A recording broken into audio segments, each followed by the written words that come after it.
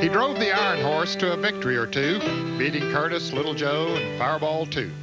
Those ghosts of yesterday still haunt this old hollow, but the legend lives on, building champions of tomorrow. He's the legend of Ingle Hollow.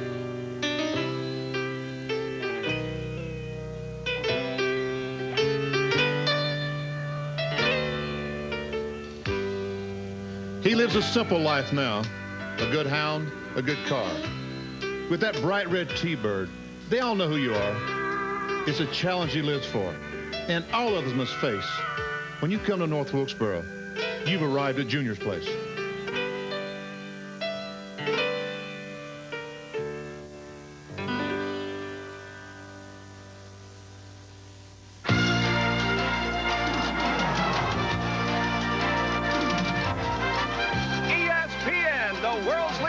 Sports coverage presents Speed World.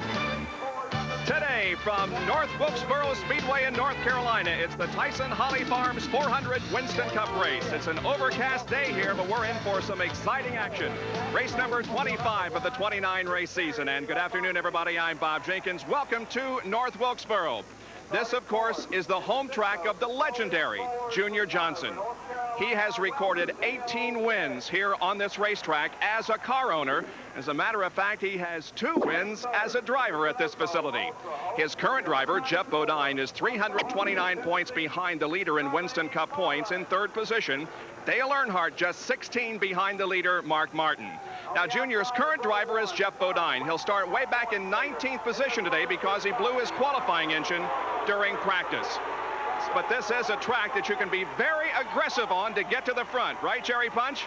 You certainly can, Bob. You can be very aggressive at this racetrack. It's the final short track race of the year. If you're a graduate of the framming and bamming and bumping and grinding school of short track racing, you love North Wilkesboro Speedway.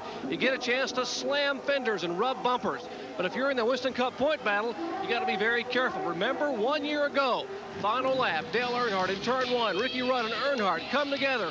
Earnhardt spins, Rudd spins, and Jeff Bodine goes on to take the win. Now, Earnhardt ended up finishing in 10th spot. He lost 46 points that day. That 46 points, well, remember, he lost the championship by only 12. So if history is any indication of what could go on here, this race could turn into a veritable slugfest today. Gentlemen? Well, Jerry, if it should turn into a slugfest, the drivers could have 2 major problems. Number 1, if they make contact too hard, they could put themselves out of the race. Number 2 is a fellow named Les Richter, called the Coach. He's a competition director for NASCAR. He sits high above the racetrack with some of these binoculars, watching the cars as they go around the racetrack. If he sees contact that he feels like is maybe not necessary, Ned, those drivers could have a serious problem. Yes, they could, and the problem could be this black flag given to them, which is a consultation flag, means that they got to come in to talk to one of the NASCAR officials. And last week, NASCAR invoked the penalty rule, first time in quite a while.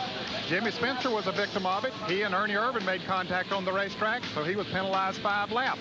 A little later on, Sterling Marlin, trying to get a lap back from Bill Elliott, bumped him, spun him. Well, he was taken in for a 5-lap penalty as well. And his car owner, Billy Hagan, got a little upset about the situation, but that penalty box is certainly something that could be invoked here this afternoon. Well, Ned, I can almost guarantee you that this guy right here, Mark Martin, will not wind up in the penalty box because he's a smart driver. He knows when to be aggressive, when not to be aggressive. That's evidenced by the fact that he's finished on the lead lap 21 out of 24 races. Remarkable. And Mark, with all the beating and banging that's going to be going on out there this afternoon, you really have to play it smart, don't you? Well, if the car's working good, we'll be as aggressive as anyone. If it's not working good, we'll do what we can to fix it. You know, we're here to race. We're going to try to take this Folgers car to victory lane. Well, there you have it from Mark Martin. He says he will be aggressive if he has to and if he has the car to do it. But, you know, the road to a championship, I think, is one more up here in the head for a smart driver. So Mark Martin starts outside front row. Kyle Petty is on the pole. The last time he was on the pole at Rockingham, he won $228,000 in Unical bonus money. That amount today is $15,200.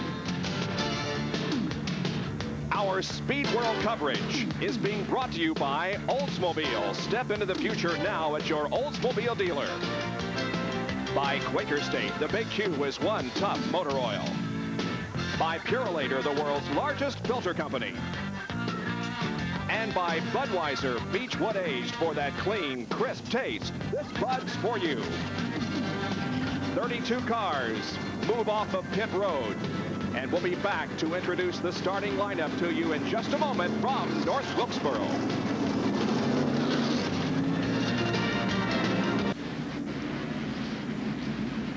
Welcome back to the Tyson Holly Farms 400 from North Wilkesboro Speedway in North Carolina. Let's take a look now at the starting lineup for today's race.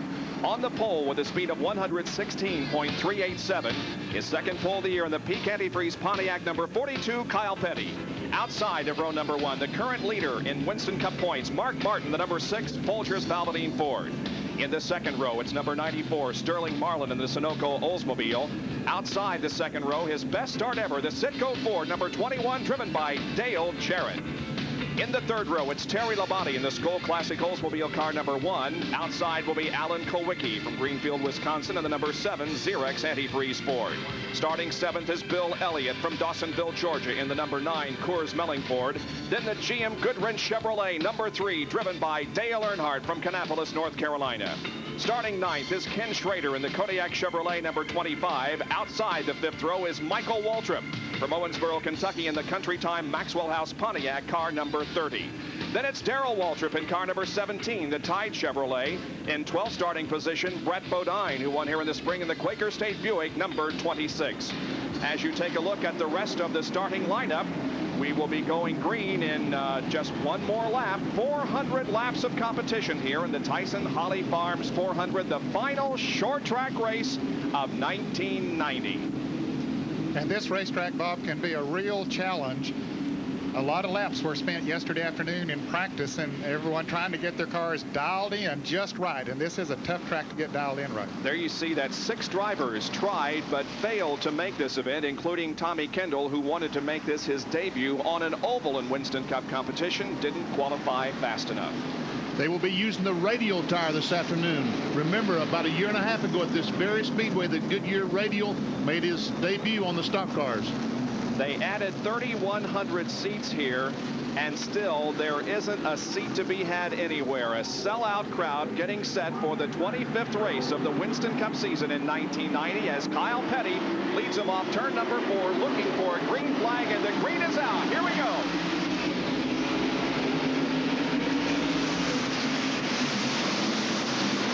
Remember, Mark Martin can pick up 5 bonus points if he leads this first lap.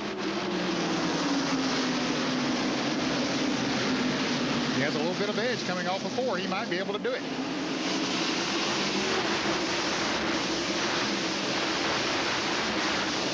Mark Martin does lead lap number 1, but now here comes Kyle Petty on the inside, who was the pole sitter.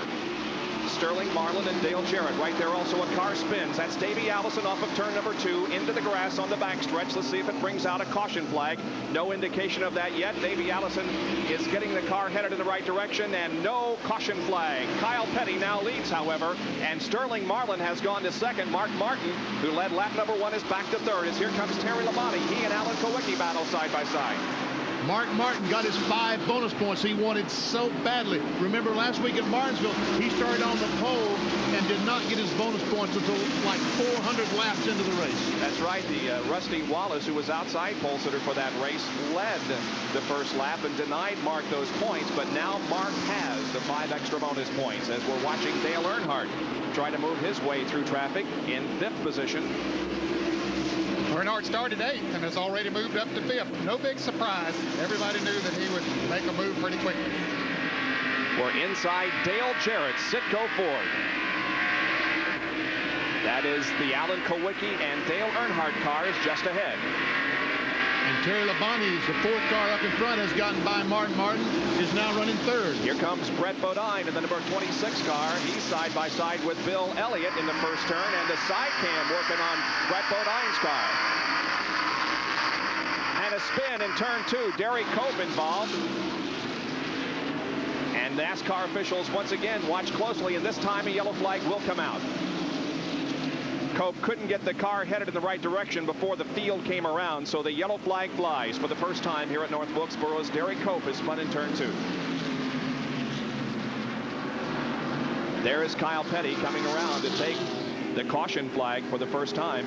Yeah, the caution flag came out right behind him, but he slowed down. Sterling Marlin second, Terry Labonte third, Mark Martin fourth, and Dale Earnhardt is fifth at the Tyson Holly Farms 400. Under caution here at North Wilkesboro because of a spin in turn number 2 involving Derek Cope. The number 11 car, Jeff Bodine, that's Junior Johnson's car, reportedly is running only 7 cylinders. He has been backing up in the field, Bob. We wonder if he's going to come into the pits. They were out on pit road just a moment ago. They'll be getting the signal for one more lap. Let's go to the pits and John Kernan. Now, they were contemplating it. Tim Brewer is on the radio talking right now. They were going to bring him in and check around the distributor area. The rotor button, they think, might be broken or something gone amiss. Maybe a plug wire's come off, as we saw last week with Mark Martin.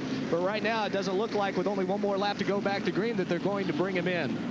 Okay, so Jeff Bodine is going to stay out there as the indication is given to the field. They'll get the green next time around. Of course, they would have not had much time to work on the car. They would have only had time really to get the hood up and take a look at it before the green would be coming out. So they want a little bit more time than that. There's Junior Johnson in deep concentration, perhaps listening to a conversation between crew chief Tim Brewer and the driver Jeff Bodine. The pace car pulls off the track, Bob, and we're ready to go racing again. Indeed we are. Here comes Kyle Petty to take the green flag and the resumption of this race. Green flag comes out on lap number 10. Back to racing.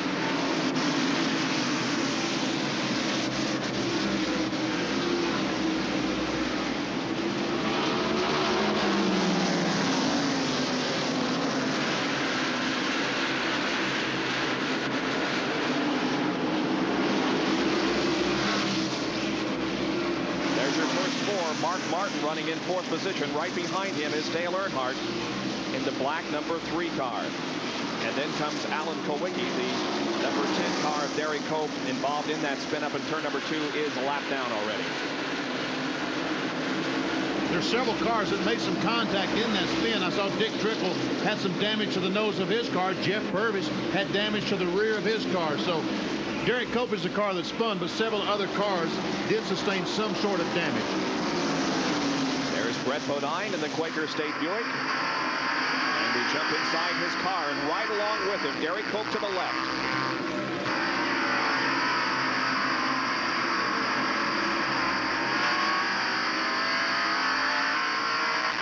This is a 5/8 mile racetrack, and you actually go uphill when you go down the backstretch, and then downhill down the front stretch. Let me tell you, you better not forget which straightaway you're on, because if you get going down the front and forget that you're on Here's the front. trouble up in turn 4. Morgan Shepherd has spun against the wall in the Motorcraft Ford. No caution. He was completely against the wall, but he gets the car down and gets it going again. The left rear tire is flat on that automobile. No caution. Race resumes despite the fact that Morgan Shepherd spun in turn 4. Well, I thought the left rear tire was flat, but it sure looks like he's going pretty good speed. Inside Dale Jarrett's car once again. That's Ken Schrader just ahead of him, the Kodiak Chevrolet. Yes, Schrader just got by, and Dale's car not handling too good. It doesn't look like he's moving back from his 4th starting position. Once again, an excellent qualifying performance from Dale Jarrett. His best ever in a Winston Cup race. Let's go for more on this to Jerry Punch. Well, indeed, Dale Jarrett is trying to ride a bucking Bronco right now. They've had a problem all weekend with the car being loose, even when he qualified, but he had a great qualifying effort, as you said. The car right now is pushing very badly for Jarrett. He started in 4th spot and just trying to hang on to the top 10, but the car continues to fade here early in the race. So Dale Jarrett trying to hang on. Meanwhile, there's a good race up front for 2nd position as Terry Labonte goes to the high side of Sterling Marlin in the 4th turn, looking for 2nd spot. Kyle Petty continuing to lead this race. Sterling Marlin. Oh, and here is Rick Mask. Oh, and Harry Gant is collected right on the main straightaway at the start-finish line. Gant absolutely had nowhere to go when Mask started spinning coming off of turn 4. And Gant ran right into him. Now both of them have their cars moving as the leaders come in, and Terry Labonte runs right into Rick Mask. The hole closed up. Harry started down the track, and Mask started up the track, and the hole closed in for Terry Labonte. He had nowhere to go. I can't believe this. That is an unbelievable situation, and probably Terry Labonte got the worst end of this deal. Here it is again. Well, here's how it started happening. Rick Mask in the car number 98 down on the inside. Taps the car number 8 of Bobby Hillen a little bit. and it sends Mast around. He overcorrects right directly in front of Harry Gant. They hit head on. You can see other cars scrambling to get by, but the caution comes out at that point. But see, the leaders had already gone by the start-finish line, and that's why we see they come around now to get the yellow flag, and the hole absolutely closes up. Unbelievable. And Terry Labonte's car is stopped down here below us, as is Harry Gant's. Here it is again. Now, watch Mast go up the track and Gant down the track, and the hole close up for Terry. We see Harry is trying to get away from the outside retaining wall. Now Mast is backing up. Labonte has no place to go. Nowhere to go. You know, last week, fellas, we saw 2 Rick Hendrick cars crash together. Here are the 2 Jackson Brothers cars, the only 2 they have, and they have crashed together here on the front straightaway. John Kernan down in the Junior Johnson pit. Well, this is an opportune moment for Tim Brewer and the crew to take a look under the hood. They're checking the distributor cap to make sure that all the coil wires are in place. Jeff refires the engine now. They will look. They have got a chance to look at it without him losing. And we'll have to wait and see if they got it fixed. In any case, Bodine back on the racetrack as they continue to clean up the debris here on the front straightaway. There is Terry Labonte, and he is unhappy, to say the least. And he was certainly a victim of circumstances. He was running in 3rd position and perhaps had thoughts of having his best finish of the entire year when something happened here on the main straightaway. So the top 10 now show that Kyle Petty remains in the lead of this Holly Farms 400 from North Wilkesboro, North Carolina. We'll be back with more after this. 22 laps complete. Kyle Petty leads. Sterling Marlin, Mark Martin, Dale Earnhardt, and Alan Kowicki. We are under caution because of this crash, which occurred on the main straightaway and in turn number 4 just a few laps ago. Rick Mast makes contact with Bobby Hillin. Rick Mast jumps out of the throttle to keep from spinning Hillin out, and that spins himself out. And along comes Harry Gant, right into Rick Mast. And then Gant sits there against the outside retaining wall. We see Rick Mast go right by our camera, and Harry Gant practically stopped. Now they're racing back to the line. Terry Labonte, the black and white car, is following Sterling Marlin. Sterling gets through, but the hole closes, and Labonte into the side of Rick Mast. Unbelievable. Let's go to Jerry Punch, who's with Harry Gant. One of the victims today, Harry. Some days it just doesn't pay to get out of bed. Now, what actually happened up there? You saw Rick spin. Yeah, Rick was spinning in front of me, and he was coming across the track, and you know, I went over for me to go try to go towards his front end, you know, and try to maybe hope that he could get his stop before he got to the wall, but we hit the wall and the front end at the same time. So you turned your car into the wall to keep from hitting him head on at 100 miles an hour, and then you got the car refired and tried to get it out of the groove? Yeah, I was going to go, and the steering was broken. The car was go left, you know, and so I put the brake on. I thought, you know, the caution's out there. So when I tried to stop, Rick was back in his car, and we had the track completely blocked in. And Terry Labonte turned out to be the victim there. Harry, again, a tough afternoon here at Wilkesboro. Back upstairs. All right, thank you, Jerry. The cleanup is essentially finished here on the main straightaway, but we do not have a green flag yet, although the signal is being given. We should be going back to green in just a matter of moments. Stay with us for more of the Tyson Holly Farms 400. 25 of 400 laps completed. We'll show you the top 15 now, as we are still under caution because of the accident here on the main straightaway involving Rick Mast, Harry Gant, and Terry Labonte. However, the signal has been given, and this time around we should be getting the green flag and a resumption of the racing. You see Morgan Shepherd down on the inside in the red and white 15, and right behind him the orange and white 10 car of Derek Cope. Both those cars are a lap down. Cope, of course, spun early in the event over in turn number 2 and lost a lap, and Morgan Shepherd also spun up in turn number 4 in a separate incident and lost a lap. The green waves, we're back to racing with Kyle Petty setting the pace. Well, we understand that Jeff Bodine, the Junior Johnson crew, was able to get the Budweiser Ford fixed, that a wire on the distributor had broken or come loose or something, but anyway, they have it fixed, so we'll see if Bodine can come up through the field. Now we're watching Dale Earnhardt right behind Mark Martin. Those two in a battle for the Winston Cup. Mark Martin on the outside in the maroon number 6, and then Dale Earnhardt in the black number 3.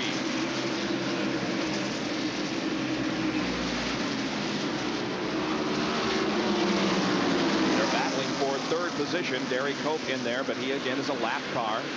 Morgan Shepherd up front trying to get his lap back in the number 15 Motorcraft Ford. Rob Moroso will be coming into the pits.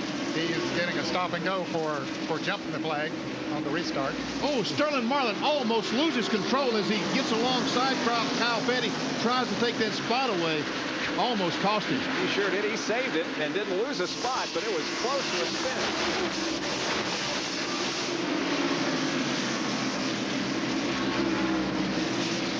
Bill Elliott on the outside of Ken Schrader in car number 25 trying to move up. This is the 11th and 12th positions here.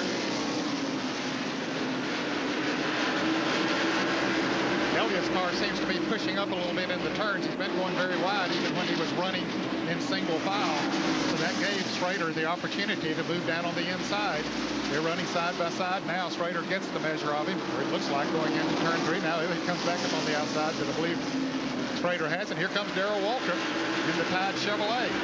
Waltrip has 9 wins at this racetrack. Good battle here. The 5 of Ricky Rudd, the 27 of Rusty Wallace going at it. Boy, they're fender to fender and wheel to wheel. Very close as they come off of turn 2 and head up the backstretch into turn 3. They touch. Oh, they sure do touch. A shot from inside Ricky Rudd's car. Nothing has changed. They go back down in turn 1 and 2, still side by side. Now looking back at them from Brett Bodine's perspective.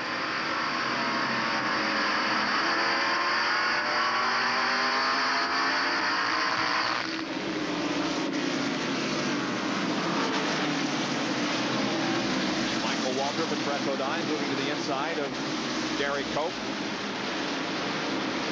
That 30 car of Michael Waltrip running well here in the early going. There's Rusty Wallace again trying to get his nose to the inside to get around Derek Cope. And Michael Waltrip started in 10th. He now is running in 6th position. And Brett Bodine running in 7th. He started 12th. Inside Ricky Rudd's car. Great in-car camera shot. Oh, and Rusty Wallace and Derek Cope are trading some paint. That's that framming and bamming Jerry Punch was talking about at the beginning of the show. Look, they're still going at it.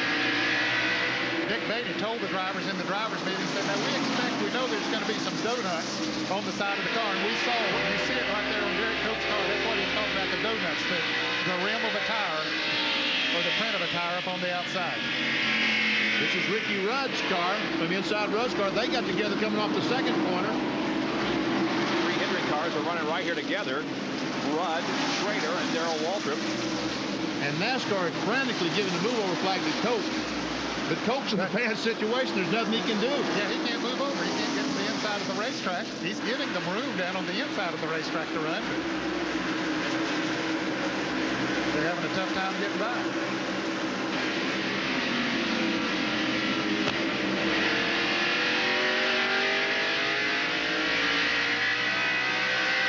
This is a shot from inside Ricky Rudd's car, looking back at Ken Schrader. Remember last week? I don't think these guys want to race side by side too much this week, do you? Both cars taken out in a really terrific crash over on the backstretch at Martinsville. Neither driver injured, but both cars severely damaged.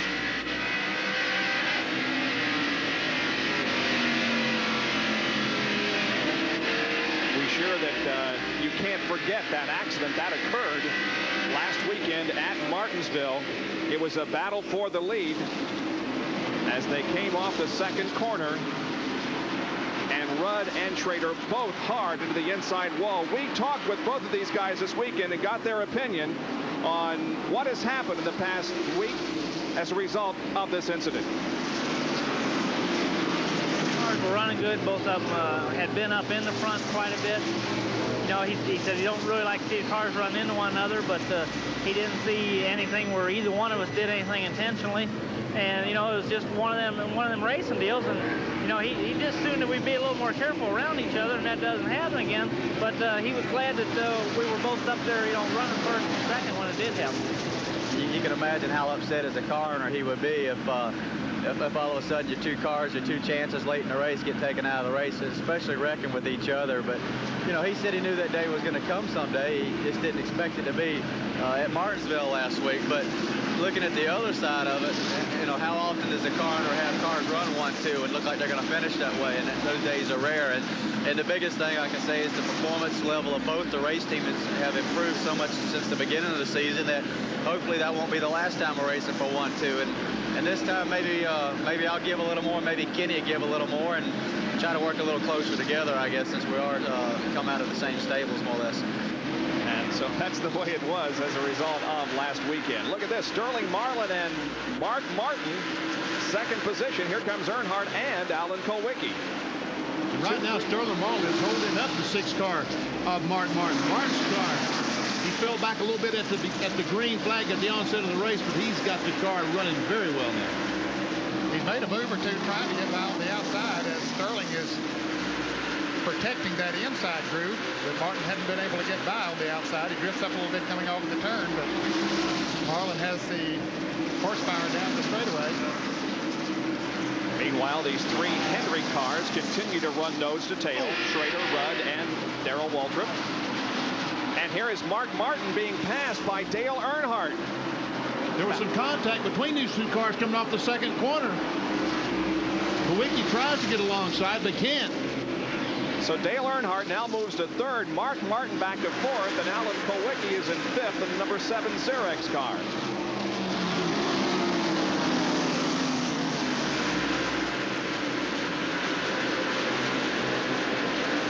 Kyle Petty continues to lead this race. He was the pole sitter in the event, and Goodyear will donate $1,000 to the Winston Cup Racing Wives Auxiliary in the name of our pole sitter, Kyle Petty. Earnhardt a little loose coming off the second corner. He made some contact with Sterling Marlin, almost like Rick Mast and Bobby Hillin a moment ago. You see the lead that Kyle Petty has, but Morgan Shepherd, we saw him pass Kyle and get back in the lead lap. He has driven away completely by more than a straightaway over Kyle Petty. So Morgan Shepherd is the fastest car on the racetrack.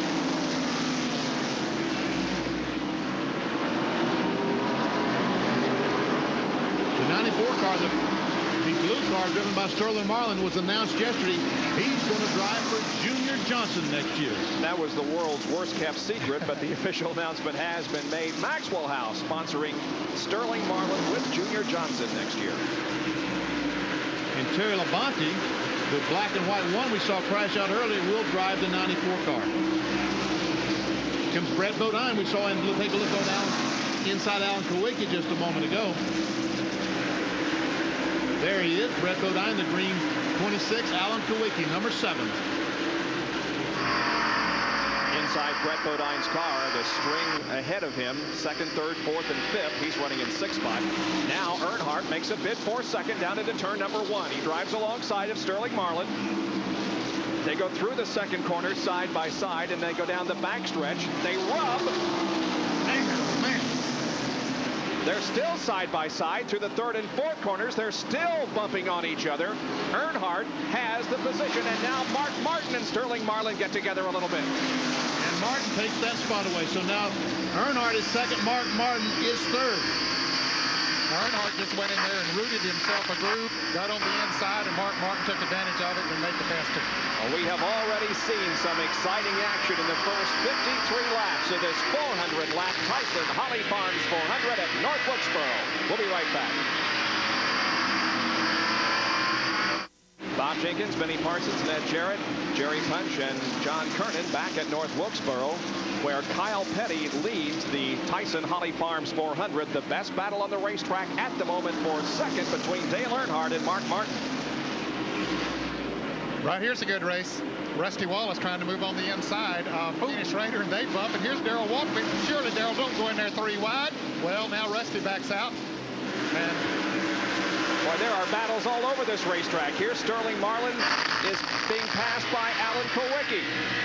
And Brett Bodine is right behind Kulwicki, trying to get inside Sterling Marlin and knock him back another spot. Marlin handle has gone away on Marlin's car. He's lost several positions here in the last 5 or 6 laps. Sterling Marlin has. He was running 2nd. He's now back to 6th. And boy, there's a big pack of cars right behind him too that'll be up there knocking on his door very shortly.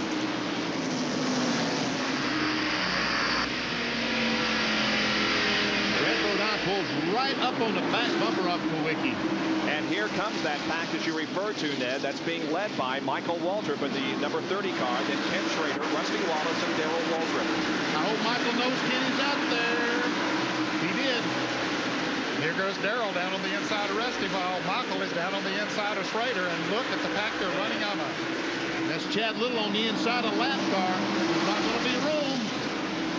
3 abreast coming into 1. Chad Little down there on the inside. He backs off and lets everybody go. Darrell Waltrip had to back off and lose the track position he had down on the inside of Rusty Wallace as Michael continues to root down on the inside of Sterling Marlin. And Bill Elliott on the outside trying to make that outside groove work. Tries to get by Rusty Wallace. Rusty gives him the room. Bill drives down in turn 1, the red number 9.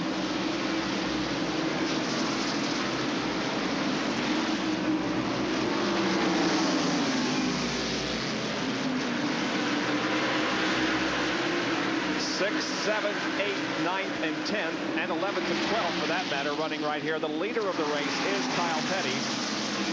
He has a few car lengths lead on Dale Earnhardt. But Earnhardt is reeling him in, Bob. He has definitely gained on since he got in second place. That's Rob Moroso, who had just gone a lap down after being black flagged. And Mark Martin coming right along with Earnhardt towards the front. Michael Waltrip on the outside of Ken Schrader. Schrader's the guy on the move. The white 25 is the fellow on the move. Gets by Michael Waltrip, picks up another spot.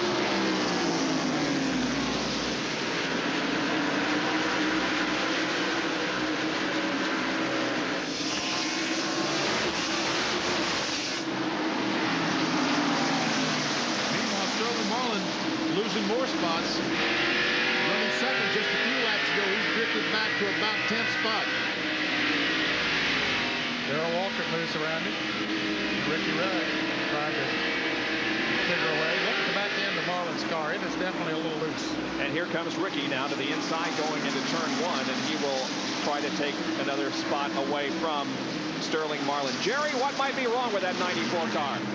Well, Ned Jarrett was exactly right. The car has gotten very loose this morning. When the teams arrived at the racetrack, it was overcast and quite cool. Now it appears the sun is out here and shining. It's warmed up some 15 degrees. The car has gotten very, very loose. So I think a chance we're possibly getting a caution flag and bring the Sunoco Oldsmobile down pit road and tighten it up. He's definitely lost the handle on it, as Rudd has been able to pass him now. Meanwhile, back up front, toward the front of the pack, that is, there's Brett Bodine and Alan Kowicki, the side cam on Brett Bodine's car. You can notice the tire mark, the wheel mark on Kowicki's car, right there by the number 7. Driving for 4th. That's correct. The race for 4th. And trouble up here. Kyle Petty, the leader, is in the wall. Unbelievable. Kyle Petty has spun and come in contact with the wall in the 4th turn. Well, there's no caution. Oh, that's a tough break for Kyle. Yes, it is, and for a lot of other drivers who were hoping for a caution. So now Dale Earnhardt is going to lead the race, or has led the race, and he got his 5 bonus points there. 5 bonus points for the 3 car, and also Mark Martin has his bonus point. And there's Gary Nelson, the crew chief on Kyle Petty's car, and he's wondering what in the world happened. Here is a replay of the incident. Goes in turn 3, we see no problem. All of a sudden, the car just goes right out from under Kyle. And there goes Dale Earnhardt and Mark Martin to the low side, and they now have 1st and 2nd position. Don't think there was any contact with the wall, no serious contact with the wall, so the car wasn't damaged in any way, but he sure did lose some spots. Yes, he did. In fact, the car is not running up to par, Bob, the way it was running earlier. Of course, sliding on those tires and spinning out the way he did, that certainly would not allow it to get as good a traction as it was getting before. There's our leader, Earnhardt, going by the Jeff Purvis car. Neil Bonnett's automobile. And so does Mark Martin. So now both of them are on equal footing again. Each has won 5 points, 5 bonus points for leading a lap.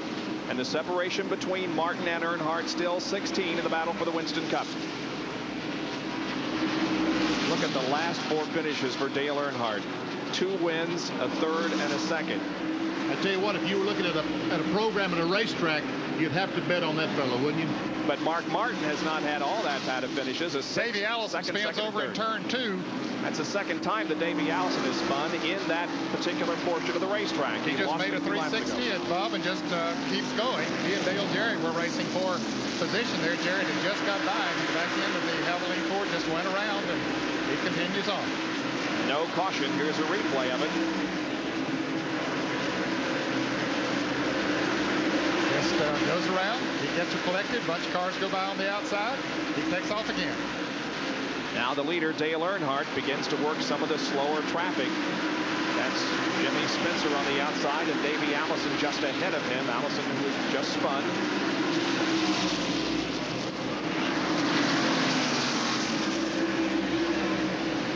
Jimmy Means in car number 52 has already been lapped. Let's go to Jerry Punch, who's with Gary Nelson. Gary, what did Kyle say happened up there? He said nobody hit him. He got a little anxious on the throttle, and I guess he just got away from him. But the car is really running good. I think we got plenty of time to make up the lost ground. You guys are scrambling. Are you going to make a pit stop? Does he have a tire going down? Well, he said it's really shaking because he flat spotted him now. But we're going to have to hang out there. At least try and stay the lead lap as long as we can. The leaders aren't too far behind us, but I think we can hang in there, hope for a caution here pretty quick. Looking for a yellow flag here in the pink pits.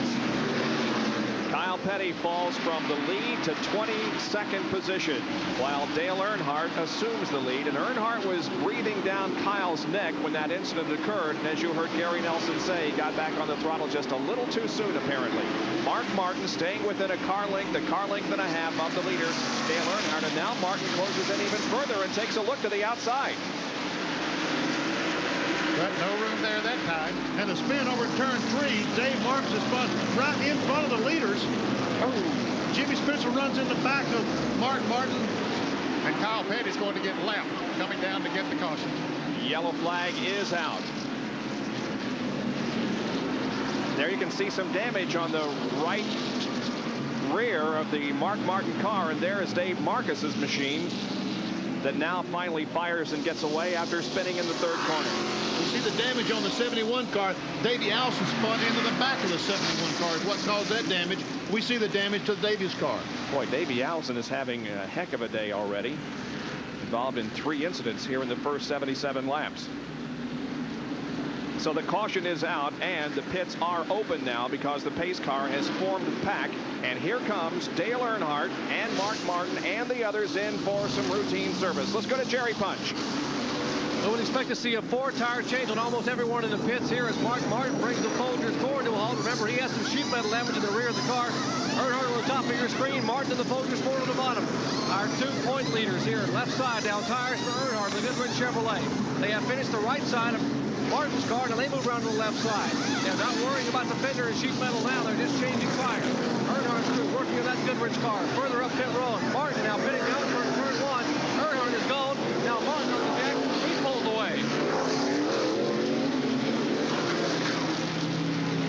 The race is on out of the pits after some routine service during this caution period. Earnhardt with a good pit stop by the Richard Childress, Kirk Shelmerdine crew.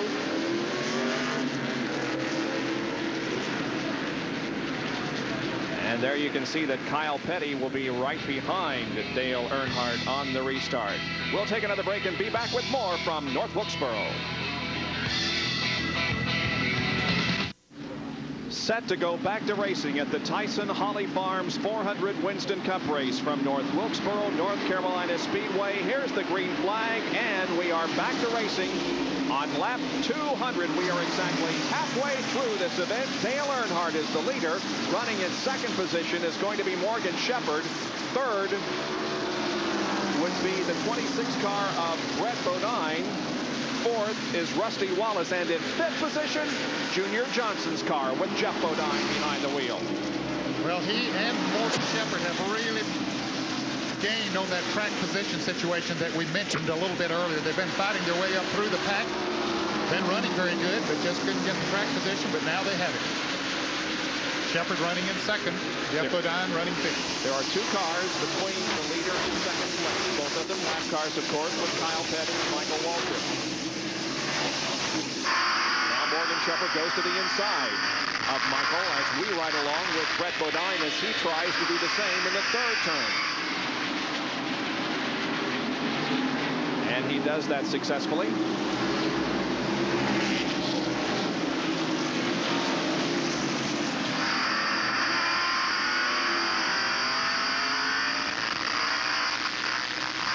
So Brett Bodine is now third, and Mark Martin has a lot of racetrack between himself and Dale Earnhardt. Look at the traffic jam ahead of him.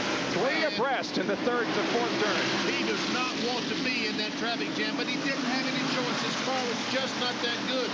The crew decided, hey, we're going to make some changes. They took a real gamble, but like all year, the crew came through again. They still have half of the race to go, so he decided to gamble and try to get the car a little better. But he now is like Jeff Bodine and the car number 15, Morgan Shepherd. He's got a lot of making up to do as far as track position is concerned. I sure wouldn't want to be in that traffic jam that he has. Right now, he's three abreast. Oh. Trying to follow Sterling Marlin through. Marlin trying to get by the 7. Wow. And while all this is happening, Earnhardt just continues to set his own pace. Mark Martin coming back from adversity last week, remember, at Martinsville. First he had a brake problem, then a spark plug wire came off. How in the world, Mark, did you overcome all of these problems? Something flew up, a chunk of rubber flew up or something like that, knocked the plug wire off, and we hung on and got a caution before we got lapped, and we were able to, you know, the guys in the pits were just super. I mean, they got it back on in no time, and we're back in business. They adjusted the car for me and made it drive like it needed to drive, and they kept the thing going. It was, you know, I can't say enough for the team. They've been the best this year. You just can't say enough about Jack Roush and Robin Pemberton and Steve Meal and the other guys. They have 9 consecutive top 10 finishes and have come close on many occasions to having a disaster, but they've kept Mark in the lead lap, and they've kept him in the Winston Cup points lead. He's been there since Laguna Seca. One of the most astounding stats that I've heard of this year, John Kernan mentioned at the very top of the show, that car, number 6, Mark Martin, has finished in the lead lap 21 of 24 events.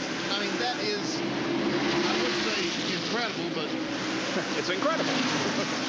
And he has had the points lead since Sears Point. I'm looking to say this in Sears Point in California, the road course. He's moving up, though. Moving on the outside of Sterling Marlin, trying to take another position. That would be for 10th.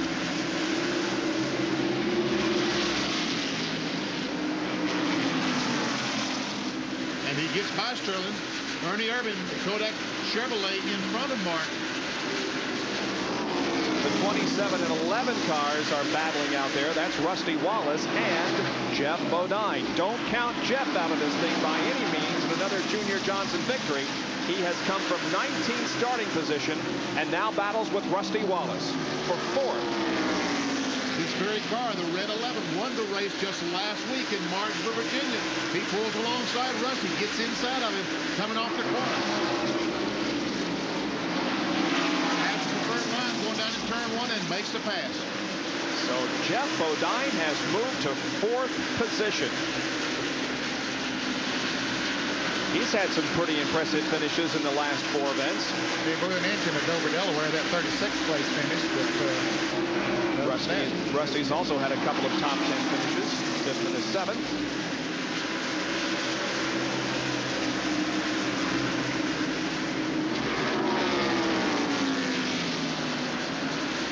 Let's move a little bit further up the racetrack and take a look at some others that are up front with the leader, Dale Earnhardt.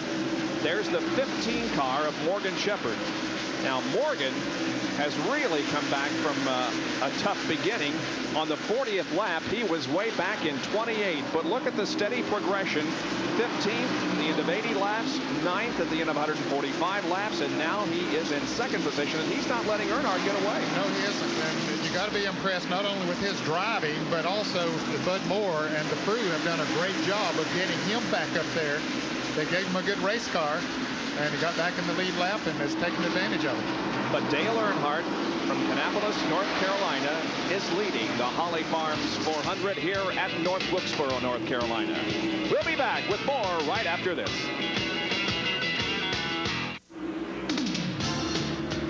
.223 of 400 laps completed. The top 5, Dale Earnhardt, Morgan Shepherd, Brett Bodine, Jeff Bodine, and running in 5th is Bill Elliott. Our Speed World coverage of the Tyson Holly Farms 400 being brought to you by Goodyear Eagle Radials, the best-selling performance radials in the world.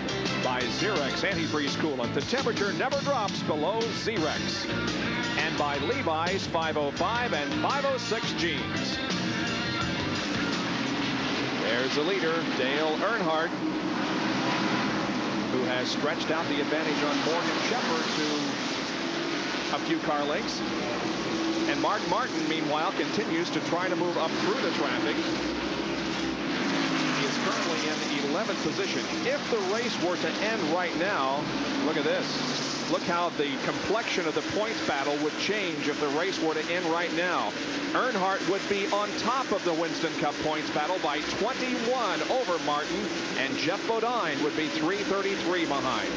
That's that track position that we continually talk about. Mark Martin, the crew chose the last pit stop, the last yellow flag, to make a lot of drastic changes on the automobile. Went completely to the rear of the field. Back to 15th, 16th spot. He's working his way back, but it'll take him the rest of the day to get back to the front if he can. Yeah, there were 13 cars on the lead lap, so he went back to 13th after making that pit stop. But not only did he have those 13 cars, but he had an equal number of cars out there that were at least one lap down, and he's had to pass those cars.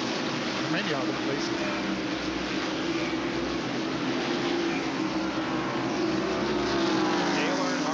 Won 8 times this year in Winston Cup competition, but is still second in points. Martin now has moved up to 9th, fellas, so he is gradually picking off a couple of cars.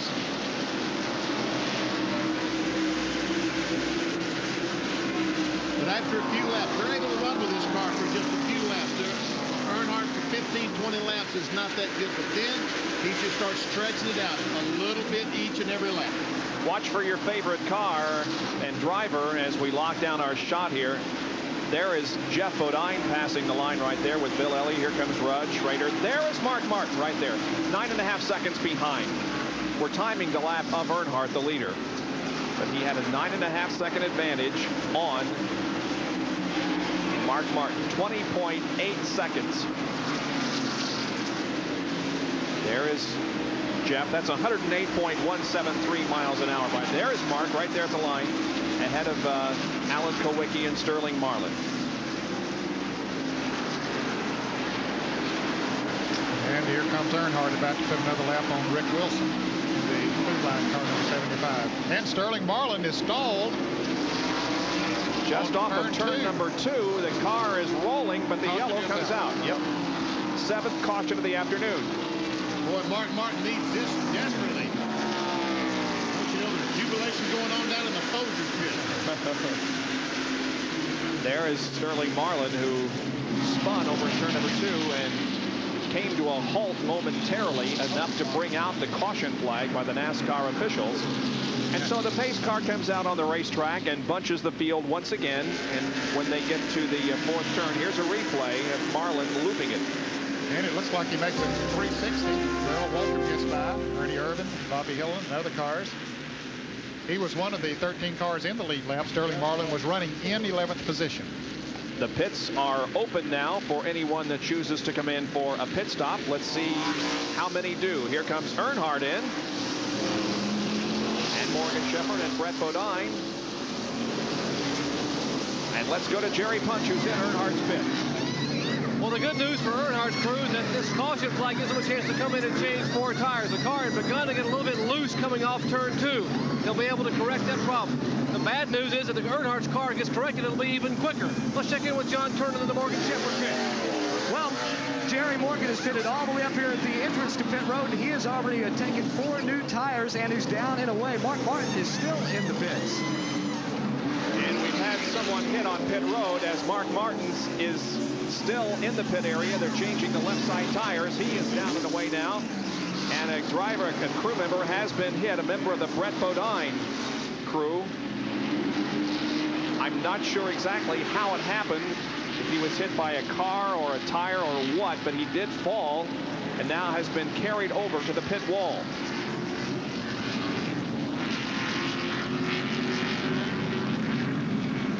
Part of Michael Waltrip's crew there, who are pitting. They're looking next at to his the Clinton leg. State It car. looks like he was unable to get up and get back to the pit wall by himself. A couple of guys went over and did carry him. Maybe we can see what happened. Here comes Earnhardt. Earnhardt and Schrader almost collided. And right there, he was pushing the 26 car and just squeezed in between the 30 car and the 26, wasn't he? I believe that's what maybe happened. He ran out of room, and they're not knowing that Michael Waltrip's car was that close. Yes. doesn't appear to be seriously injured. He's conscious, but apparently is complaining of leg pain. You can see Dr. Jerry Punch, who now puts on his physician's hat and attends to the injury of that crew member. And Jerry will have a report on the injury when we come back to more action here at North Wilkesboro. The Tyson Holly Farms 400 underway from North Wilkesboro. Ken Schrader now shown as the leader. Bob Jenkins, Ned Jarrett, Benny Parsons, John Kernan, and Dr. Jerry Punch back at North Wilkesboro. There's the leader, Dale Earnhardt. Where is their second place, Morgan Shepherd? Here comes third, Ken Schrader, and there is the fourth place car of Mark Martin. So he has been able to pass now Brett Bodine and go into fourth spot. Meanwhile, Bodine is trying to hang on as Ricky Rudd challenges for fifth. And Bill Elliott is right behind Rudd. He wants to follow Ricky through. He's on the inside, which is the preferred line, if he could just make it stick. Inside the Quaker State Buick, driven by Brett Bodine, who won here in the spring. Mark Martin is the second car ahead of Brett. Ricky Rudd immediately ahead.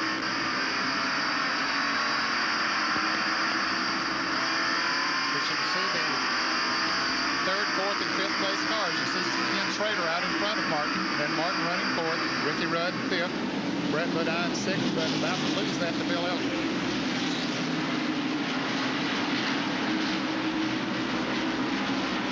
Elliott and Bodine are side by side.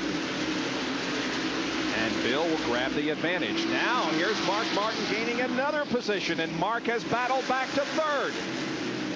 An unbelievable run for that number 6 car, and as you indicated, Ned, they apparently have figured out what was wrong with it in terms of handling and have that car running as quick as it has all day.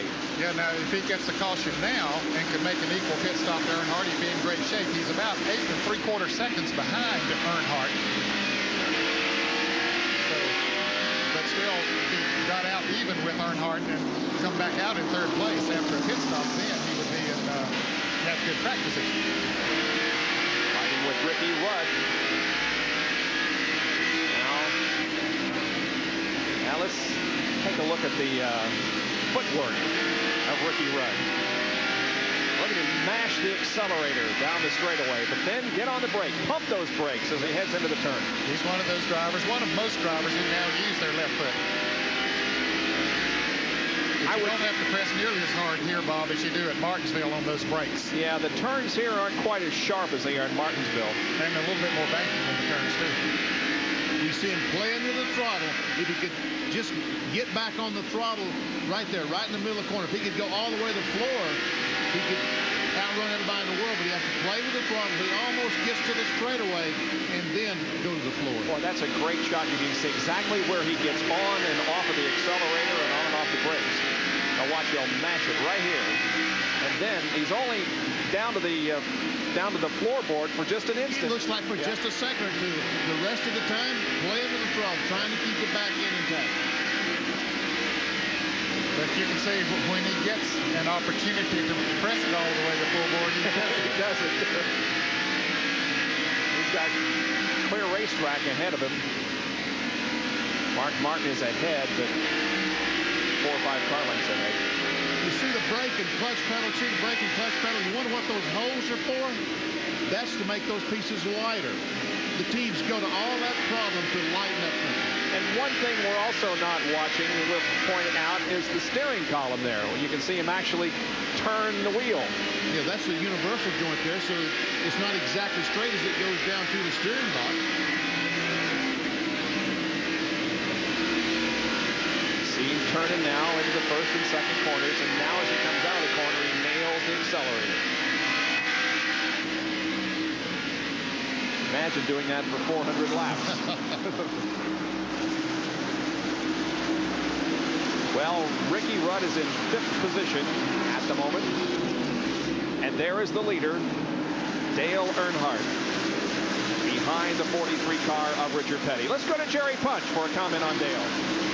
Dale Earnhardt had 2 goals coming into this race today. Number 1, he wanted to lead the most laps, and number 2, he wanted to win it. Well, he just achieved his first goal. According to calculations here in the Goodrich pit, and they had a little celebration a minute ago, on lap 274, just 3 laps ago, Dale Earnhardt led his 201st lap, so no one can lead any more laps. He has claimed those 5 bonus points. Now, goal number 2, winning the race, he still has yet to do.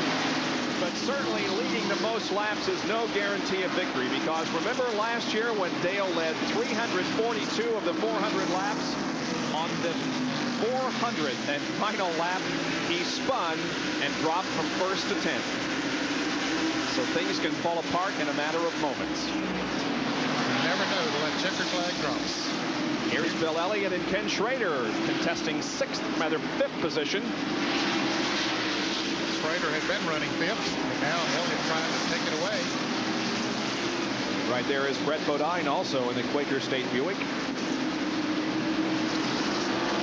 And our Western Auto race recap showed that Dale Earnhardt has led 205 of the 275 laps, 7 caution periods for a total of 33 laps, no serious crashes. There are 12 cars on the lead lap and an average speed of 92.975 miles an hour. Those that have gained 5 bonus points for leading a lap include Martin and Kyle Petty and Earnhardt, and also Ken Schrader.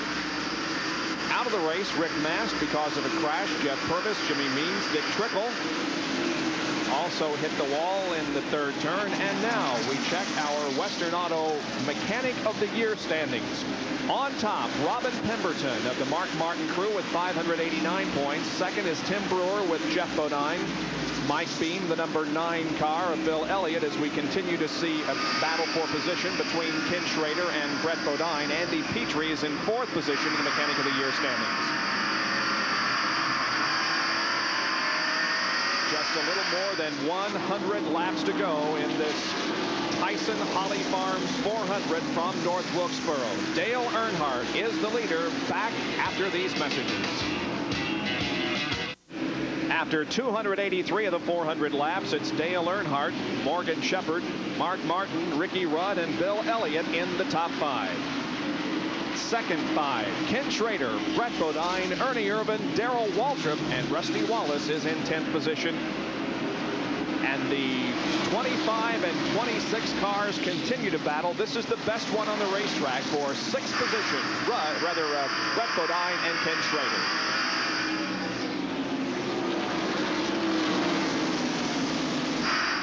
Fellas, Mark Martin has just about caught Morgan Shepherd and has cut about a second off of Dale Earnhardt's lead. He was about 7 3/4 seconds when he got into 3rd place, but now he's about 6 3/4 seconds behind Earnhardt. But as we watch this battle, there is Dale Earnhardt, and if the race were to end right now, about 113 laps shy of its scheduled conclusion, if it were to end right now, look how close the points would be. Mark Martin would maintain the Winston Cup points lead, but by a single marker over Dale Earnhardt. But in a moment, it'll be 6 points. He moves around Morgan Shepherd. There is the battle for second. Oh, and Mark Martin just blows him away coming off the 4th corner. So Mark Martin goes to 2nd position. John?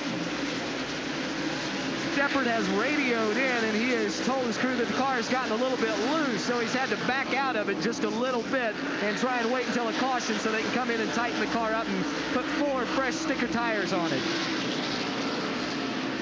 Well, he has lost second position to Mark Martin. Now you can see Morgan's car drifting very high in the corners. That's been an impressive run by Mark Martin in that Folgers Ford. To make those pit stops that they did to try to get the car fixed and to march through the field, most impressive. Earnhardt could have done the same thing, I believe. These two cars at this point of the season clearly are the class of the field. Now, if the race ends with Dale Earnhardt winning and Mark Martin finishing second, Martin would have a 6-point advantage in the Winston Cup points. There's the interval between first and second position. About a half a lap, as a matter of fact. So Martin has a lot of distance to cover before he catches Dale Earnhardt, as Dale just continues to set a flawless pace.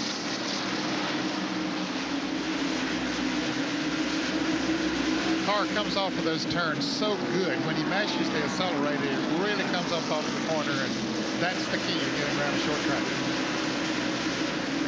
There is Jeff Bodine, and he is very close to going a lap down, although he is in the top 12. Yes, he is currently running in 12th position, the last car on the lead lap. There's Harry Gant, who was involved in an early wreck, has been in and out of the garage area, many laps down. But Jeff Bodine and Junior Johnson's Budweiser Ford is about to go a lap down. Rusty Wallace not too far in front of him. And Jeff makes contact with Earnhardt. He pulled over to move around Dave Marcus and about to squeeze Earnhardt out. Dale just gave him a friendly reminder that he was back there. Bodine is going to, well, I thought he was going to move over, but Earnhardt's trying to pass him on the inside. Now he's going to move over. Oh, well, they make contact again. Yep. There, Jeff moves over and says, go ahead on the outside. Well, I thought he said go ahead on the outside. Dale don't pass on the outside. He wants to pass on the inside. He's going to bump him, move him a little bit. Yep. Now he is. Sure don't want to cave in a fender. Very easy to do. For some of the short tracks, they cut those fenders away just a little bit more than they do on the super speedways. Earnhardt having a heck of a time putting Jeff Bodine a lap down. Evidently, Earnhardt's car just does not work that well on this high side of the racetrack. He wants to pass on the inside, and those cars look like they're literally glued together. Now Dale makes the pass, and Jeff goes a lap down, so there are 11 cars now on the lead lap. The next to go a lap down will be, oh, and here comes Jeff Bodine in for a pit stop. Jeff Bodine comes in, and Tim Brewer and the rest of the crew go to work on the Budweiser Ford. Got to get some new tires on that car. They're going to make a 4-tire change. Wow. Dale Earnhardt coming around is going to put Jeff a lap down. 2 laps down now. 19.6. Not bad for a 4-tire change. And there's trouble. Ricky Rudd has spun up on turn 4. Boy, what a bad timing for Jeff Bodine. The yellow flag is out. Ricky Rudd cracks the wall up in the 3rd turn. You see he's just waiting for traffic to clear, and he'll drive down the banking. Boy, right in front of a bunch of cars, but he thought he could get it down there. And it was a break for Rusty Wallace, who was about to go a lap down to Dale Earnhardt, so now he'll stay in the lead lap. Exactly 100 laps to go. Let's take a look at it again. There's the car number 10 of Derek Cope on the inside. It looks like he clips Ricky Rudd and spins Rudd into the wall. Good bit of damage to the left rear of Ricky Rudd's Levi Garrett Chevrolet. Boy, I tell you, Rudd just hadn't had a break the last couple of weeks. I'm telling you, that's the 2nd week he's been involved in a crash. Let's take this break and be right back. Pit stops here at North Wilkesboro with 99 laps to go. Let's go to Jerry Punch with Dale Earnhardt. Right side tires already on the Goodrich Chevrolet. Coming around to the left side of the car. Remember, a big break for Mark Martin. Earnhardt through. They want to get that advantage over Martin, who's pitting further down pit road. Earnhardt off the deck. Let's go to John Kernan. Right side tires already on the Mark Martin car. Left side's coming up. Dale Earnhardt speeds off pit road. The left side lungs being tightened. They are making no chassis adjustment this time. And now Mark Martin is down and away and almost, it was close with the 94 car and Sterling Marlin, close getting out of pit road for Mark Martin. Well, we're set up now for the final stretch here. Let's take a look at the in-car camera shot of Ricky Rudd's incident with Derry Cope up in the third turn. He goes down the corner and just gets touched on the left rear by Derek Cope.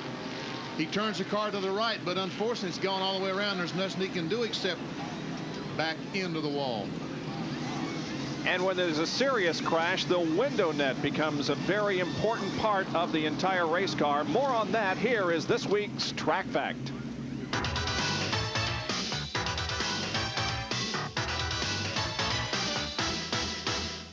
This Track Fact is brought to you by Quaker State. The Big Q is one tough motor oil. This year, there have been some subtle changes with regard to how the window netting is attached to the car that may not be easily visible to the average race fan. In years past, the window netting has been attached by a modified seatbelt clamp. The seatbelt clamp has a release button on the outside, very difficult for the driver to reach, and a lot of times these buttons would get jammed during an accident or impact, and safety crews would be here struggling to get this button open and the net down. What many teams have gone to this year is more of a positive action clamp. This clamp you'll recognize is very similar to one used on the seat belts and the shoulder harnesses. And more importantly, the release lever of the clamp faces the driver. The driver simply can flip it inside and be out of the car. Also, it's very important for the safety crews to realize this clamp is the same clamp used as I said on the seat belts and shoulder harnesses, so they don't have to struggle with the other clamps. Simply flip 3 clamps and the driver's out. And the safety netting important also in keeping a driver's head away from the wall and keeping it from snapping. Watch Rudd's head snap there as he hits the wall. That netting will protect the head from getting outside of the race car. Back with more from North Wilkesboro in a moment. The cars have just taken the green flag for the resumption of racing after the caution, and Dale Earnhardt continues to set the pace here at North Wilkesboro. Running in second spot is Morgan Shepherd, and third is Mark Martin. The number 11 car of Jeff Bodine is sandwiched between first and second. He's a couple of laps down. He had just made a green flag pit stop before the caution came out. Likewise, Kyle Petty in car number 42 is a lap down. He's being shown in 13th spot at the moment.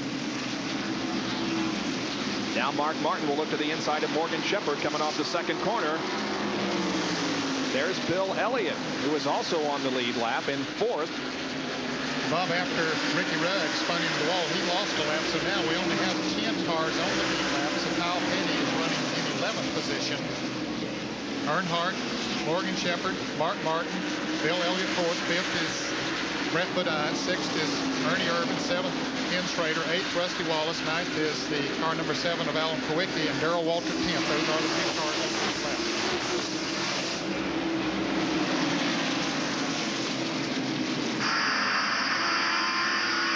Riding with Brett Bodine. Now here's Mark Martin moving inside of Morgan Shepherd, trying to take away second spot. And Martin will do so. Mark Martin is second.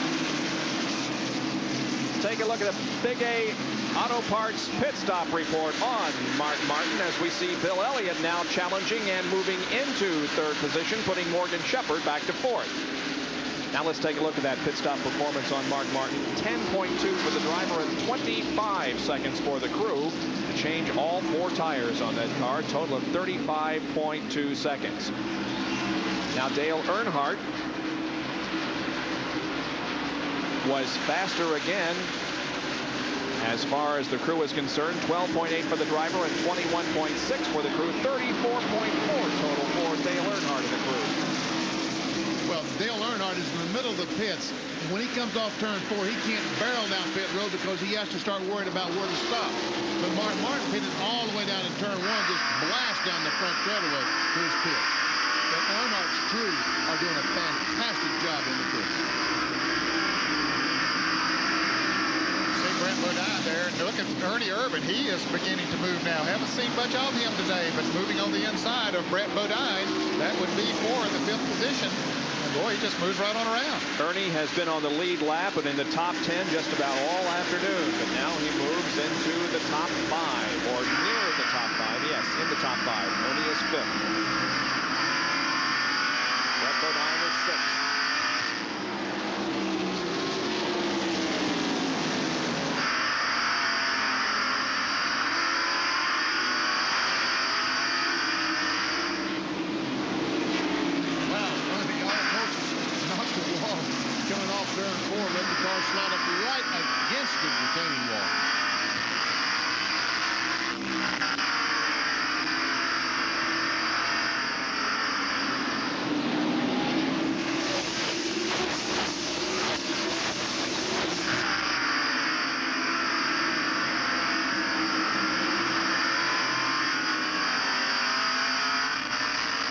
Closes right up on the back bumper. Morgan Shepherd takes a look on the inside. Look at this. Ernie Irvin started 23rd. He was 13th at the end of 65 laps. Moved to 9th, then 11th. And on a lap number, Morgan Shepherd sliding high. He has worked himself into the top 5. Morgan's car not working as well as it did earlier when you saw him up there in second place, working his way up to the pack. He's working his way back to the pack now.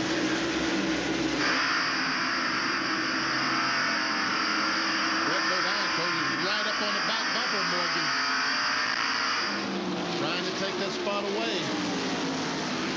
That's the race for 5th spot. Morgan Shepherd currently in 5th.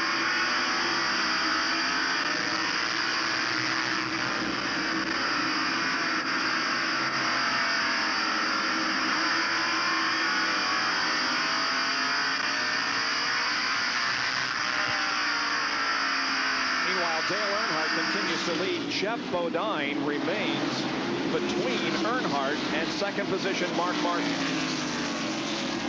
Mark Martin was able to get by Kyle Petty. Now he's closed up on the back bumper of Jeff Bodine. And you just wonder how hard that Jeff is going to race with Mark Martin. I don't think he'll race hard with him. I believe he'll, once Mark gets up there, I think he'll let him go. We'll see, but Jeff Bodine was to make it real hard for Mark Martin. He can almost make it impossible for Mark to win, almost impossible for Mark to win. Let's take a look at the top 10 as they are right now, with Dale Earnhardt leading. Martin is second, followed by Elliott, Irvin, and Morgan Shepherd. The second 5 are Bodine, Schrader, Wallace, Waltrip, and Kulwicki.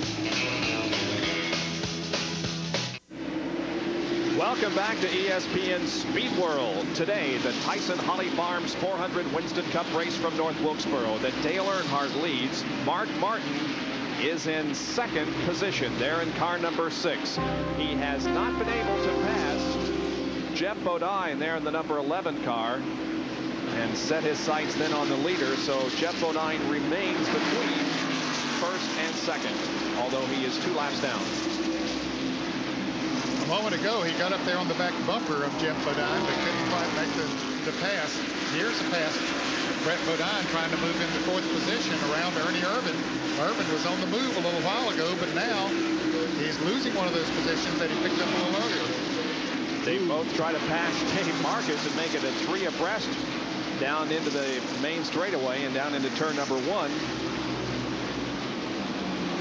Brett Bodine just barely squeezed up between Dave Marcus and the 4 car driven by Ernie Irvin.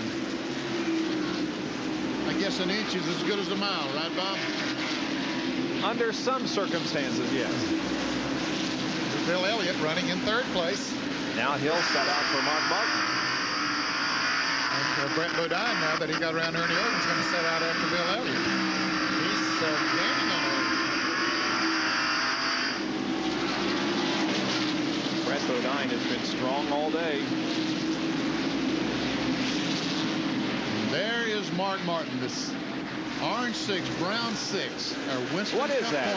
Brown, orange, maroon, what is that? I don't know. If for the race were to end right now, Earnhardt would be 6 behind Mark Martin. Mark would take a 6-point advantage to Charlotte, and Jeff Bodine would be 389 behind the leader. It wouldn't put Jeff mathematically out of it, but it certainly would put him in unrealistic terms. Yeah, that's right. It's tough for him to make up that much on both of them. So Jeff has an uphill battle, but he has had an uphill struggle here today, starting from 19th position and working himself into the lead lap and running with the leaders for a while. And we ask him, is there extra pressure on you to do well here at North Wilkesboro? This is Junior Johnson's home track. You didn't see all signs up 421, and when you drove in this gate, you said, Bodine, you've got to win for Junior. All those people at the gate hollering when you drive in, hey, get the pole, put that Thunderbird in victory lane Sunday. Especially after winning last week in Martinsville. They expect us to win. They expect Junior's cars to win. And yeah, there's a little extra pressure, but you know, we wanted to win in the spring. We didn't win. Fortunately, my brother did. So Bodine's have got a little streak going here. I won this race last year. He won in the spring here. One of us has got to win this time. I think it's my turn.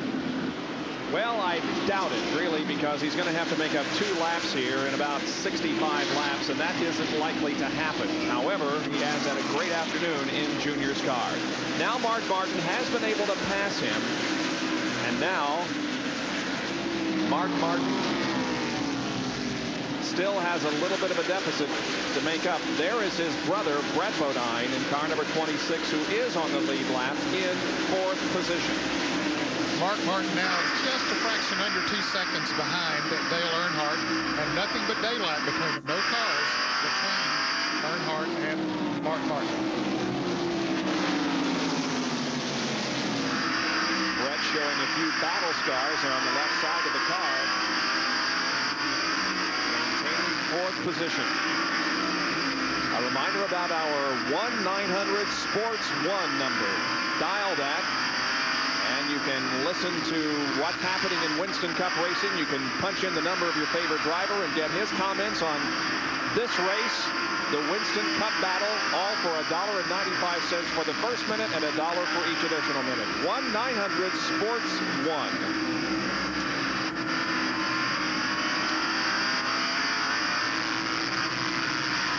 Still watching out the windshield of Brett Bodine's Quaker State Buick. Watching Bill Elliott running in 3rd place. Still 10 cars on the lead lap. They are Dale Earnhardt, Mark Martin, Bill Elliott, Brett Bodine, 5th, Ernie Irvin, 6th, Ken Schrader, 7th, Rusty Wallace, 8th, Darrell Waltrip, Alan Kowicki is 9th, and Morgan Shepherd has dropped back to 10th with an ignition problem on his motorcraft Ford. 1 lap down in 11th is Kyle Petty. 1 lap down in 12th is Michael Waltrip. Ricky Rudd is 13th. 14th is car number 94 of Sterling Marlin. And 15th is Bobby Hillen, also 1 lap down. And there's a good battle for that 6th position as Rusty Wallace moves in on Ken Schrader. Schrader holding down 6th at the moment. There are 50 laps to go. Only 50 more circuits remain. Can Dale Earnhardt hang on for his 9th win of the 1990 Winston Cup season? We'll be right back.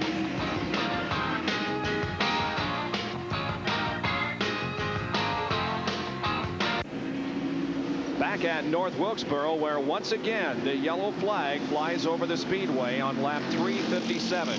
Derek Cope spun coming out of the 2nd corner, got down into the infield grass, and it was enough to bring out another caution. Now we are awaiting pit stops, and here comes the field down pit road, being led by Dale Earnhardt. Mark Martin is also on pit road. Let's go to Jerry Punch in Dale's pit. Gotta believe Dale Earnhardt did not want to see a caution flag. He was holding consistently about 3 seconds in front of Mark Martin, but now it'll all bunch up. Pit crew very vital here, getting him back out in front. Right side tires have been changed. They move around to the left side. Let's check into the Martin Martin pit with John Kernan. Right side tires already on. The crew comes around to the left side. They have taken 2 rounds of wedge out of the right rear. Dale Earnhardt speeding down pit road. The Folgers crew quickly working, trying to get the lug nuts tight on the left side. Now they get it, and Mark is away. Martin comes out of the pits just behind Dale Earnhardt. That's the way they will line up for the restart. Looks like Brett Bodine is going to be 3rd on the restart as they file out of pit road. So with just a little less than 50 laps to go now, we may be set up for the final race to the checkered flag here at North Wilkesboro.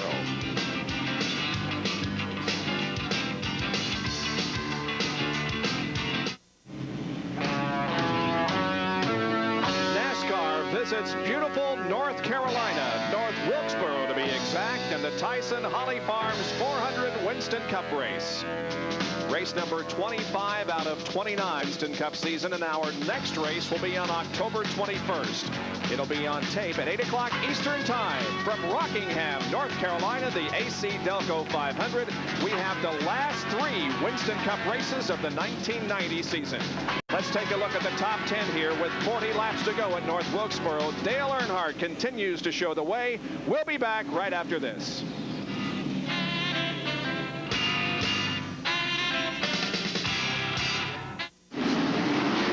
Set to go back to green.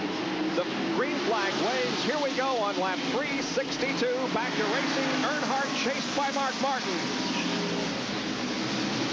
Mark Martin got a break. He was able to get by the lap car of Kyle Petty immediately and sit right on the back bumper of Earnhardt. Now we'll see what he can do. Brett Bodine, we're riding with him. He's 3rd.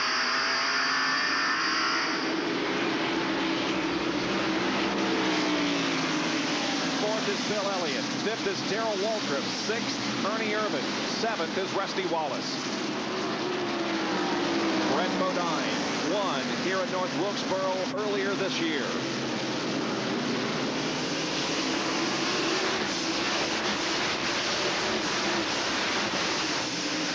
As the cars went by our stationary camera, these 2 cars was one. And look, Mark Martin alongside Dale Earnhardt. Martin goes for the lead into turn number 3, and he gets it. Mark Martin has gone to the lead, and he gets a friendly bump in the rear part of the car from Dale Earnhardt. That just knocked him further away from Earnhardt. He was about ready to get back in the gas anyway, and that really shot him off that turn. Mark Martin has gone into the lead.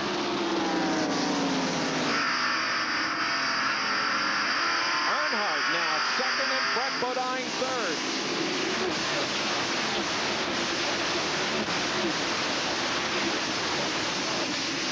This would be a big win for Mark Martin if he can claim the checkered flag here this afternoon.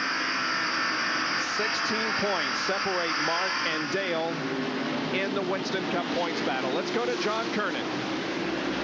Well, in the last pit stop, Bob, they took out 2 rounds of wedge. They were freeing the car up so he could run it just a little bit faster. And when I asked Robin Pemberton if they did that so he could get around Dale Earnhardt, he just smiled and shook his head.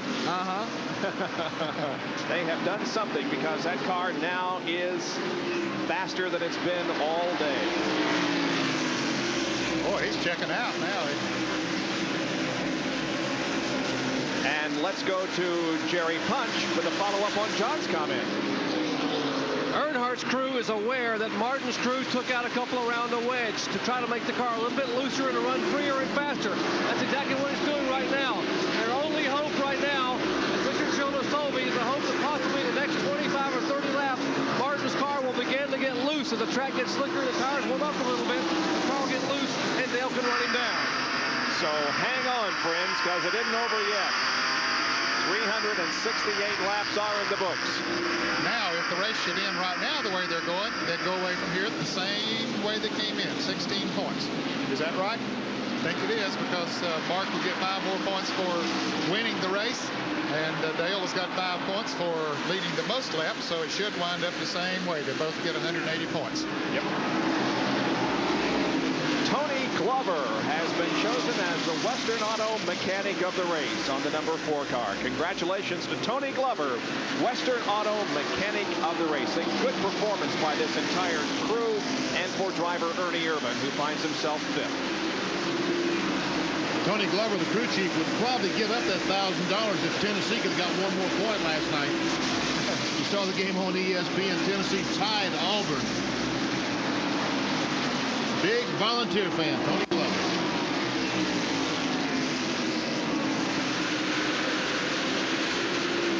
Dale Earnhardt has 8 wins in Winston Cup competition this year and is 2nd in the points. Okay, so guys, when was the last time a driver led the circuit in wins and failed to win the championship? Think about that. When Bill Elliott, I know in 1985 when Bill Elliott won the most races. That wasn't the last time. That wasn't the last time. How about last year? How about Tim Richmond? Benny, you cheated again. You looked at my notes. Well, I mean, you're not supposed to leave him laying right in front of me. Tim Richmond in 1986 is the answer to the question. Mark Martin leads the Tyson Holly Farms 400. We'll be back right after this.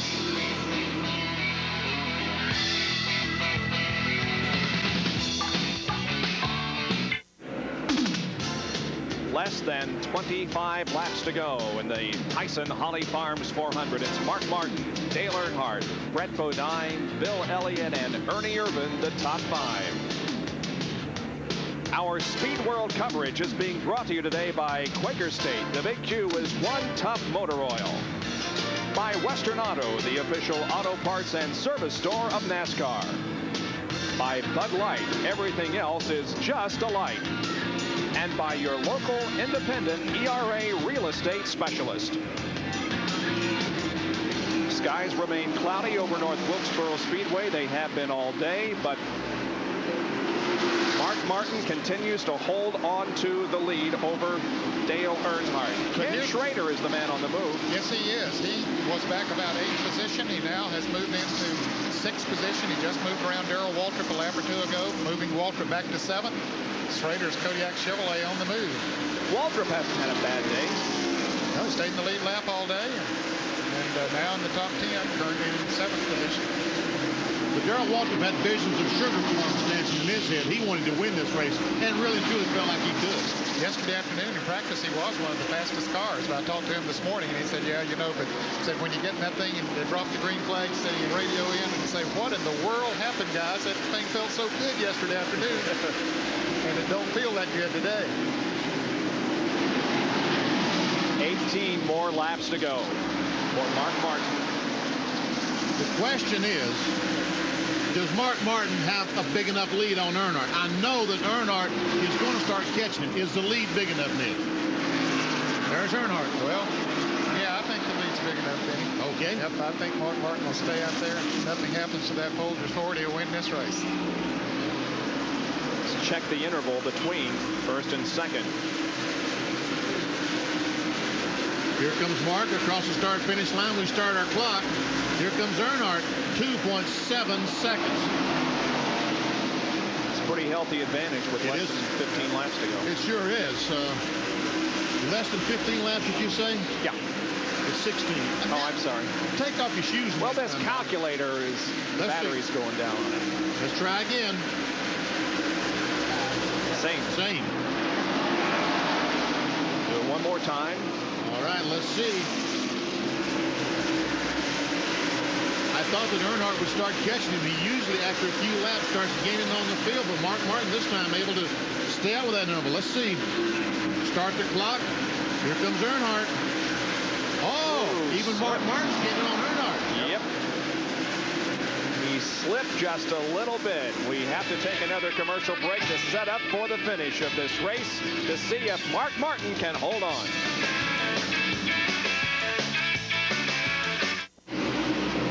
Back at North Wilkesboro, North Carolina Speedway, where there are 12 laps to go in the Tyson Holly Farms 400.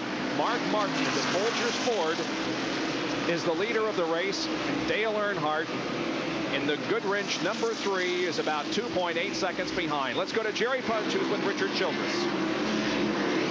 Richard, you guys did not want to see that last caution flag come out. Now, you know, with the cloud cover, our car was working good when the sun was out. You know, we're just a little bit too tight right now, you know, just one of them deals. They have picked up a push here in the Earnhardt pit. Let's check in a little happier pits where John Turner is standing by with Steve Neal. Steve Neal's not quite smiling yet, but it looks like you certainly made the right chassis adjustment on that last pit stop. I don't know. It's awful hard on Mark coming from behind. We had to decide if we wanted to run second to Dale or make a chassis change and try to get back out front. And, you know, as luck would have it, we've run real well here at the end. We might hang on, but the way this racetrack is, as good as Dale Earnhardt is, it's not over till it's over. Well, they're not counting their chickens till they hatch, and I think that's appropriate for this area. Here's Ernie Irvin and Ken Schrader battling for position. That'll be for 5th. Irvin holds the 5th position right now. Schrader trying to take it away. There's Ricky Rudd in the picture, too. Ricky is 1 lap down. He is being shown in the 11th position. And just 9 laps to go. And here's Schrader trying to go up on the outside of Ernie Irvin. Ernie's been protecting that inside groove. Schrader gets a good bite off the turn.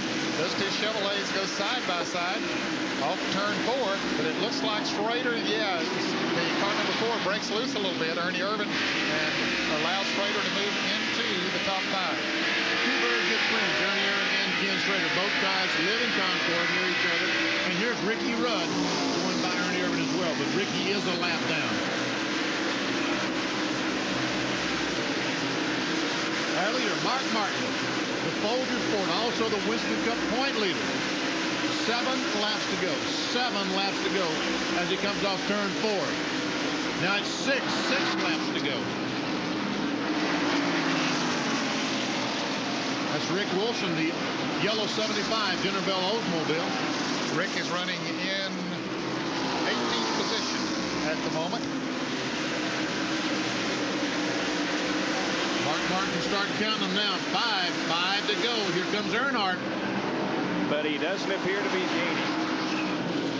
It appears to be Mark Martin's race, but don't go away, friends, because remember last year, the leader, Dale Earnhardt, lost it on the last lap. Anything can happen in the closing moments of this race.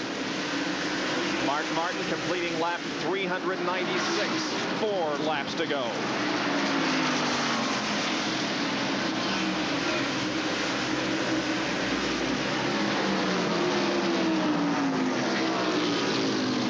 This will be his 3rd win of 1990 if he can hang on. He won at Richmond. He won at Michigan. Less than 3 laps to go as the Folgers crew looks on with their fingers crossed, hoping that their driver can pull out another victory and continue to lead the Winston Cup point standings. What a comeback this will be to make all those chassis adjustments in the middle of the race, go completely to the end of the lead cars in the lead lap. I think 13 spots and work his way back through to the front. He has battled back from a long pit stop. The pit crew rolled the dice. They took a chance. They kept him in to make a major chassis adjustment on the car. He nearly lost a lap getting out just in front of the pace car. He was almost a full lap behind, but he has moved through traffic. He has picked off his competitors. He took the lead from Dale Earnhardt a few laps ago, and now Mark Martin has less than a lap to go before he can claim victory here at North Wilkesboro. He brings the Folgers forward off the 4th corner, and Mark Martin wins the Tyson Holly Farms 400. The Jack Roush crew celebrate, and well they should. They have done their job. They have put their driver in the winner's circle here this afternoon. Mark Martin maintains his points lead in Winston Cup competition, winning this race here today. Let's go to John Kernan, who's with Jack Roush. Jack, I tell you what, I can't believe the job you guys keep doing week in and week out. You almost lose a lap. You make all those chassis adjustments. Just, I guess, hard work, that's it. Yeah, they made 2 major chassis adjustments today, which we needed just when we needed them. Mark was great on the radio. We had a lot of fun with him today. We had a jack that didn't work quite right, and we'll get that rebuilt before Charlotte. The guys are just super. We're anxious to keep this thing going. We're glad that it's tight as it is. A pretty good weekend, though. Dorsey Schrader winning the IMSA GTO. Yeah, Dorsey won the GTO championship with his XR4 TI Cougar, and we're real proud of that. Well, he's been through it before in other divisions and championship races, and Bob, it looks like they're going to hang on in this one. At least they're giving it their best shot. Well, we have 4 more races to go in the Winston Cup season. The Tyson Holly Farms 400 from North Wilkesboro is over. Mark Martin is the winner, and the key moment of the race came at about the midway point during this pit stop. Mark Martin's car just simply would not turn. He was having trouble getting through the turns. They decided to take a rubber out of the right front spring to make it handle better. We see the NASCAR official tell him 1 lap to go. And the pace car is coming down the front straightaway. Is he going to go a lap down? No, they get the work completed. He gets back out on the track, stays in the lead lap. He was that close to going a lap down. Our road handler winner's circle interview in victory lane. Here's Dr. Jerry Punch. Thank you, Bob. A great day at Wilkesboro Speedway for the Martin family. And Mark, congratulations on a tremendous effort. Well, I got a mouthful to say here, man. It was really, you couldn't touch Dale Earnhardt. He was gone. We were a 2nd place car. Jack, Steve, Robin, the guys on pit road were incredible. They're #1 in my heart, I tell you. They worked on the car all day long and prepared the whole race to make that last run, and it was right, you know, right on. And I just got to thank Folgers and Ford Motor Company, Valvoline, and all the guys, and the race fans have really rallied behind this championship drive. And like I said before, doesn't matter if we sit at that head table or not in New York, these guys are #1. They did a great job not to get you lapped when you took that rubber out of the right front, but you had to go the last car on the lead lap and pick your way through traffic very carefully. Well, it was tough. I didn't think we'd ever make it back up front after we made the adjustment, you know, the rubber pull on the car and got so far behind. But, you know, we took a gamble on giving the points lead away to try to win the race, and they wanted to win it bad enough to gamble to lose 30 points. And, you know, we're still in this thing to win races, and if we win races, we'll be okay in the championship. It's those kind of gambles that can win you a championship. The Folgers Ford struggled for 300 laps. In the last 100 laps, it began to percolate, and here it is in victory lane. Let's go to John Kerner with our second place finisher, Dale Earnhardt. Thank you, Jerry. We're here with second place finisher Dale Earnhardt, and I know you hated to see that last caution come out. Well, we were pretty much tooling along. You know, the tires have been real inconsistent all week. I hate Goodyear come up with no stagger here. They come up with a new left side tire and it messed us up. And they're really inconsistent. We were just really off bad. So, we take second. We come out even in the points, I think, by leading the most laps. So Mark did a good job. We'll give it to him this week. We'll go to the next battle at Charlotte next week. Looks like it's going to be a great battle throughout. Bob? Great battle here this afternoon. Here are the top 20 finishers. Mark Martin won the race. Dale Earnhardt was second. Brett Bodine third. Bill Elliott fourth. And Ken Schrader finished in fifth position. 6 through 10, Ernie Irvin, Darrell Waltrip, Rusty Wallace, Alan Kowicki, and Kyle Petty. And we'll now show you the second top 10. Ned, I tell you, Dale Earnhardt had to be dying. He was most gracious, but he had to be dying inside. Well, it had to hurt. That last caution came out and cost him a chance at victory, but that's the way racing goes. He's benefited from those kind of situations himself in the past. Now, let's see how the scoring went today. Mark Martin won the first place points, 175. He got 5 bonus points for leading 1 lap, a total of 180.